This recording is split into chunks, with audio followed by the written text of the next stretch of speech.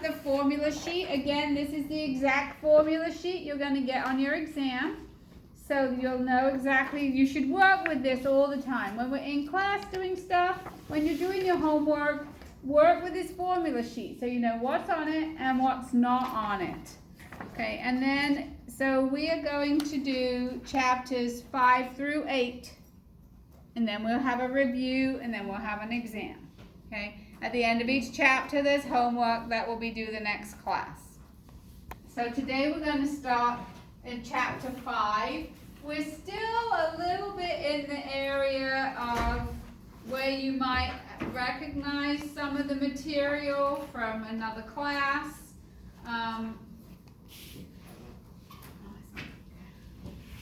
So many little black gadgets here. You might recognize some of this in 5 and 6, and after that it will probably be entirely new material. Alright, chapter 5.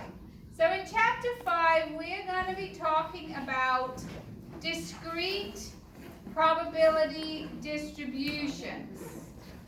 Does anybody know what discrete does anyone know what discrete means, as in number related, not like if you have 2 girlfriends you have to be discrete, not that kind of discrete, but discrete for math. Does anyone know about what discrete data is? No? So discrete data is data that can only take on certain values, usually whole numbers. How many televisions did you sell? How many customers came to the store? Right, that's discrete data. And the opposite of that is what we do in chapter 6, and that's continuous data. Continuous data can take any value within a given range. So can anyone think of an example of continuous data? Gas prices. Gas prices. Kind of. I mean, if you think of pennies as continuous. Yeah, well, yeah, actually they can go to 99, whatever. Yes. What about when I buy the gas?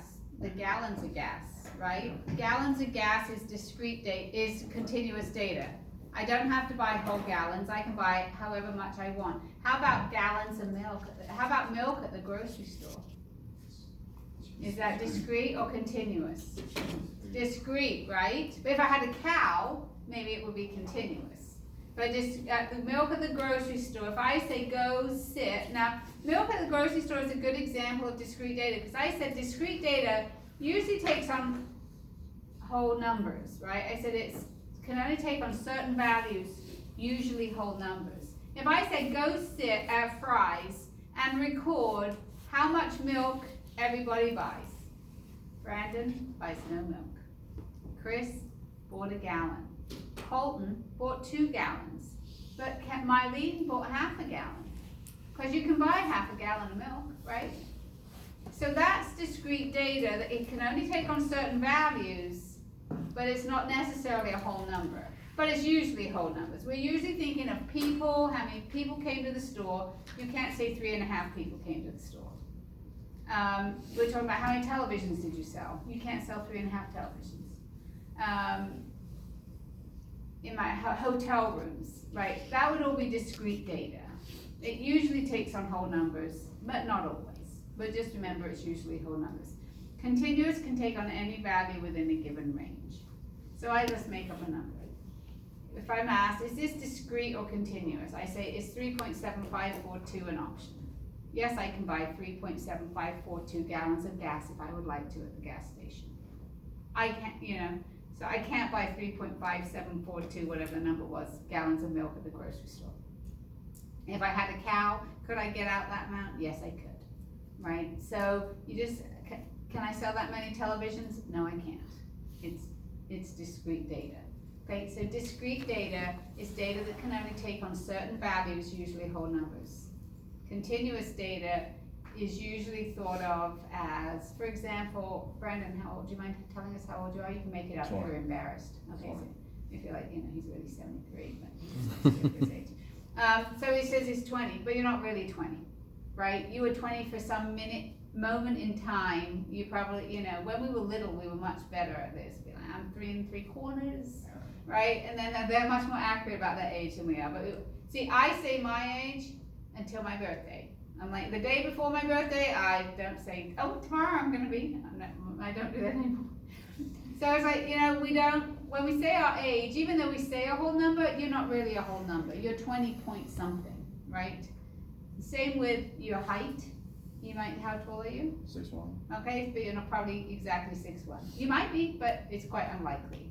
The same, so height, weight, speed, distance, those are all continuous data. You might say I live 10 miles away, but you don't live exactly 10 miles away, right? You live 10 point something. Height, weight, speed, distance, gallons of gas are continuous data. But most data is discrete when we're talking about whole numbers. How many people came to your store? How many items did you sell? How many hotel rooms were vacant each night? If you're recording that type of data, it's discrete data, okay? So that's what discrete means. Probability distribution means you've listed all the possible outcomes and their probabilities. And if you've listed all the outcomes and their probabilities, the sum of the probabilities will equal 1 or 100%. Okay, that's a probability distribution. Show me what the whole distribution looks like. And it's discrete data, you're going to do it in a table. Okay, so a definition, random variables. A random variable is a numerical description of the outcome of the experiment. So if I say, you know, like today, I wonder how many hotel rooms will be empty at our hotel tonight. It's random because right now I have absolutely no idea. Until it happens, I don't know. It's a random variable. I can guess, oh, I think 12 will be empty tonight. But I won't know till it happens, right? I can guess, but I won't know. So a random variable is the outcome of an experiment. It's a number, but it's random because we don't know the outcome in advance. So this is about the discrete versus continuous. So discrete is a numerical outcome that has a certain sequence of values, such as the number of customers that arrive at a store each day. Continuous can take any number in an interval, such as time. Okay, so the time, if you measure the time between incoming calls at a call center, the time is continuous. Okay. If you measured how many phone calls came in, would that be discrete or continuous? Discrete. Discrete, right? But the time is what would be continuous. So take a second to fill this out. Is this discrete or continuous? The experiment, you've got to look at the random variable. You've got to look at how the experiment is measured. How busy is the Phoenix airport today? Okay, and the random variable is the number of flights. Oh, did I not leave the packets at the back? Oh, I think I put them away. Let me get you one. You can ask for them. How busy is the Phoenix airport today, measured by the number of flights leaving the airport? Discrete or continuous? Discrete. Discrete. How long will my new tires last? Measured by the miles on the tire before they need to be replaced. Continuous. How long will it take me to get my car washed? Measured by minutes in the car wash. Continuous. How hard is this week's homework assignment? Measured by the number of students that email me for assistance. Discrete. Okay, so here's the last one's the same one as the first one, but we're measuring it differently. How busy is the Phoenix airport today? Measured by the time people wait to go through security. Continuous. How can we make the fourth one be continuous? How could we measure it? How long what? How long it takes them to do it. I did that once because I actually have access to on Cengage to how long you spend on it, and it gave me like a bit of a freak out. First of all, I had like one student who got 100%, spent like 3 minutes on it. That made me suspicious. And then I had another student who spent like, 59 hours on it. I'm like, oh gosh. So first I'm like, I go to the student who takes 3 minutes. I'm like, wait, student. And Brenda's saying, no, the poor student was like, no, look. And they printed out, because I printed out the blank homework. They did all the work on the paper, then they just opened the homework and then the grades. They had all the paperwork, and I'm like, look, I did it all. I'm like, oh. And that person took 59 hours, or some crazy number. I'm like, okay, I remember when my son was in math, 6th grade, and I went to parent night, and the teachers, one of the parents raised their hand and says, you know, my daughter cries every night, it takes her 6 hours to do her homework. And I'm sitting there thinking, I'm gonna kill my kid. I don't think I've ever seen him do any homework. So I go home and I'm like, this daughter's crying. I've never seen you do the homework. My son said, I do it on the bus on the way home. I'm like, oh, okay. And so I was like, why does it take you so long? You know, we need to make sure you're, and the student said, oh, I just leave it open on his computer. He just left the, you know, and he'd go up and do stuff or he didn't shut his computer down. So I'm like, oh, that was why he was taking so long to do his homework. So now I no longer look how long you take to do your homework, because the numbers are fairly meaningless. As you can see, they can go from here to here and it doesn't mean anything, but I used to look. All right, so you're right, very good. All right, so a probability distribution lists all of the possible outcomes and their probabilities.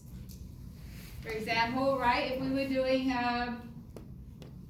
rolling a dice, right, the possible outcomes are 1, 2, 3, 4, 5, and 6, and their probabilities, which is usually f of x, would be 1/6. Do you agree? And I've listed all the outcomes and their probabilities, so this sums to 1. There can be no negative probabilities. You can't have a negative probability, right? Because we talked about probabilities have to be between 0 and 1. So no negative probabilities. But this would be a valid probability distribution. I've listed all the possible outcomes and f of x are probabilities. Okay, so the sum of the probabilities are 1 and nobody can have a negative. So here's an example. Using past data on TV sales, this came up. Okay, so this is all we were given. In the black box here, this is what we were given. On 80 days, we sold no televisions. On 50 days, we sold 1 television. On 40 days, we sold 2. On 10 days, we sold 3. On 20 days, we sold 4. So the reason we would make this a probability distribution, let's say, for example, I want to find out what's the average number of televisions I sell every day. Okay, well, one way is I could go into my calculator and enter the number 0 80 times, enter the number 1 50 times, that would be a pain in the neck, wouldn't it? Enter all those numbers all the time. So I'm going to be able to calculate the mean without entering all the numbers. Okay, so how do I convert? This is not a probability distribution. This is a frequency table. We did that back in chapter 2, right? We did frequency tables. So this is a frequency table. How do I turn that into probability? This is like we did relative frequency in chapter 2, right? Relative frequency was the frequency count divided by the sum of the frequencies. So 80 of the 200 is 0.4. 50 divided by 200, 0.25. 40 out of 200, 0.2. So this is the relative frequency method. Okay, it's using past data to come up with our probabilities. We talked about that in chapter 4. Yes? Is everybody good? So now this is a discrete probability distribution. How do I know it's discrete? Because only whole numbers, right? What if this is said 1.5? Still discrete. Continuous has to be every single possibility.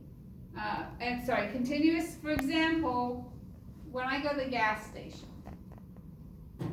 I could buy anywhere between 0 and 24 gallons. That's how much my tank holds. Depends how much space is in there.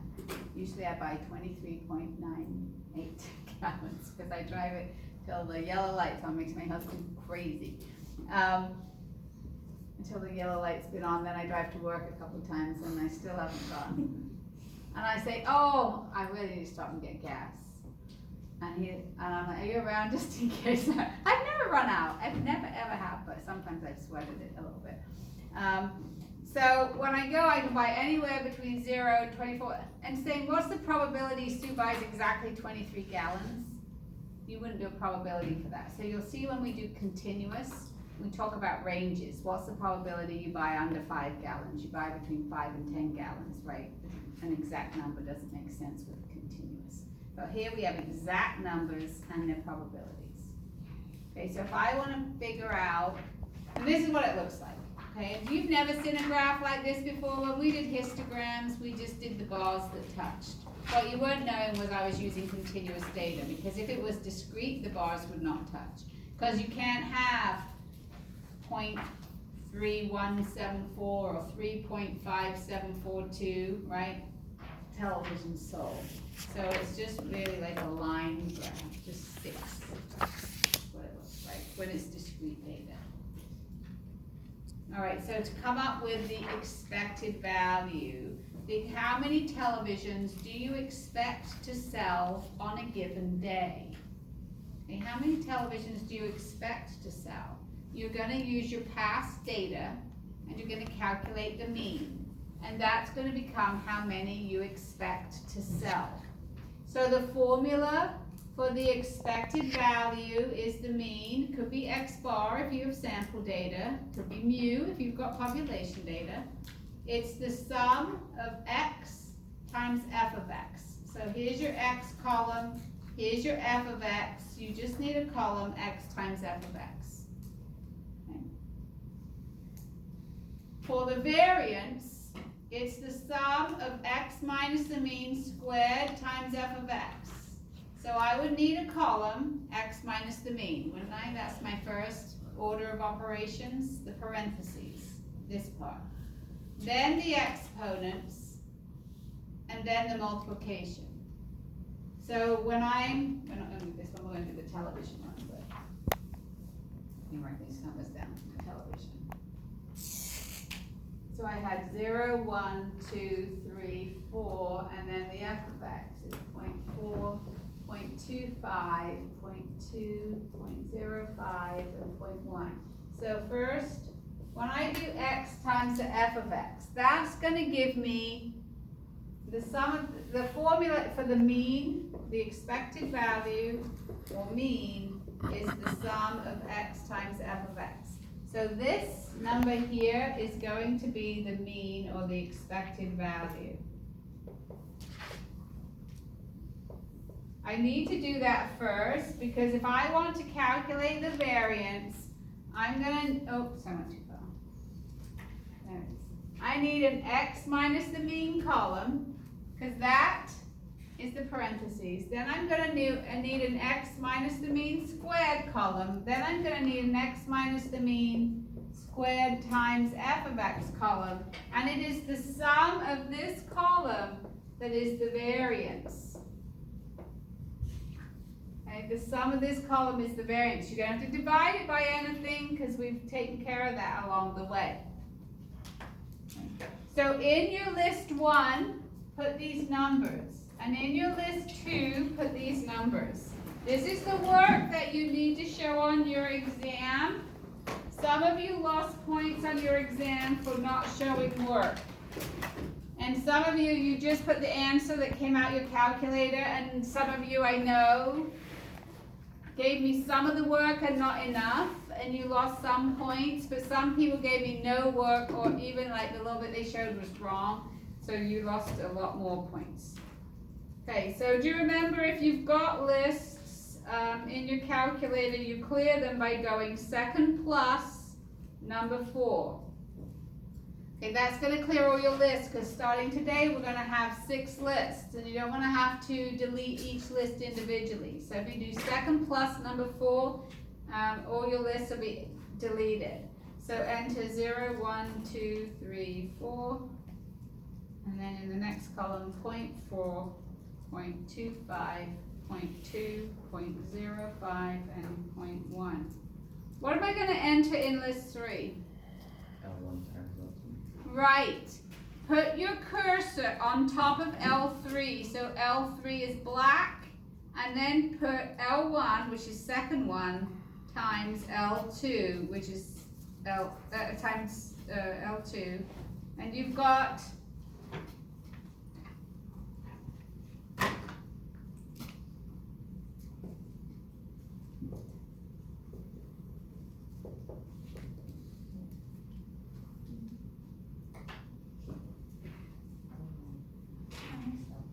Now, do you remember how to sum a column? So quit out of your lists. Go second stat math number 5. And which column do we want to sum? L3. What is the sum of that column? 1.2. That's the mean. Can I sell 1.2 televisions? No. But you must leave the mean at 1.2. Even though we're working with discrete data. Obviously, if your boss says, how many televisions should I order, you shouldn't say 1.2. So that would make no sense. But let's say if you rounded that to 1, because you're thinking, oh yeah, it's discrete data, I'll round it to 1. And then your boss says, order me 5 days worth of inventory. I don't want you to order 5 televisions when on average you'd really sell 6. Because on average you sell 1.2 a day, times 5 is 6. Okay, so you do not round the mean. Some of you in your exam were rounding and then using that rounded number in further calculations. You may round your final answer only. And so, like, if you had, I forget what people were doing. In the standard deviation, no, I thought in the standard deviation I gave you the mean. But there was something where, oh, I know, it was in the coefficient of variation. When you calculated the standard deviation and then you went to use it in the coefficient of variation, you rounded this answer, then you used the rounded answer down here and you ended up being off a little bit. Okay, when we get to chapter 14, our work is so sensitive to rounding that if you round something just simple like that, your answer's going to be off by more than 50%. Because it becomes very sensitive. So you must always use that second minus here, the answer button in your calculations. Like on the paper, you have to write it down to 3 decimals. But in your work, you're going to use the answer button, and it will keep all, like if you have 3.33 recurring, it keeps all of it. You use answer, and you won't have that rounding issue, okay? So make sure you don't have a rounding issue. All right, so that was our expected number of televisions sold in a day. The expected value is the mean. How many you expect to sell today is the mean of your past data. So when it's asking for the mean here, when we're doing variance, and we're doing the x minus the mean is the expected value. Okay, so in L4, what am I going to type to get this column? L1 minus 1.2. Put your cursor on top of L4 and type L1 minus 1.2. What are we going to type in L5? L4 squared. L4 squared. So this is gonna.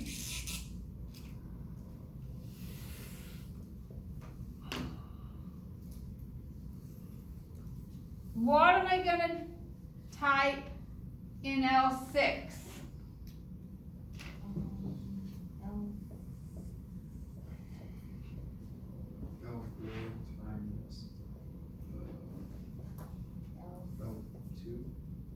L4 times L2. Now L5 times L2. right? X minus the mean squared, L5 times L2.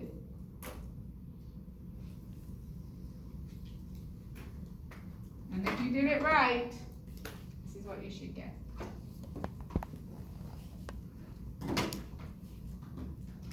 Did you get that?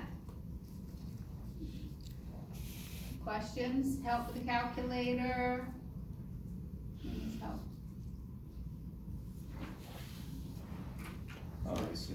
This is this is x minus the mean, this is your x minus the mean Yes. squared, and then this is the last column. And f of x we already have.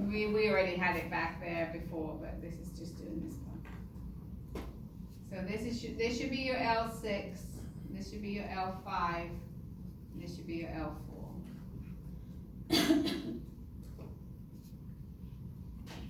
Also on your exam, a lot of you were not writing your units. Yeah, it's a really good habit to always write your units. It's gonna save you, when we have future bit more complicated story problems, from getting thrown off the track by mixing things up. Like if you write this is this and this is that, and I'm like, no, that's not the population, because these are people and this is number of stores you own, you know. So if you get used to writing down the actual units, you'll be in good stead. So when you sum this, you get the variance. And remember the thing we don't like about variance? Right, the units get squared too. So the standard deviation, how did I come up with that number? I square rooted the variance. The standard deviation is the square root of the variance.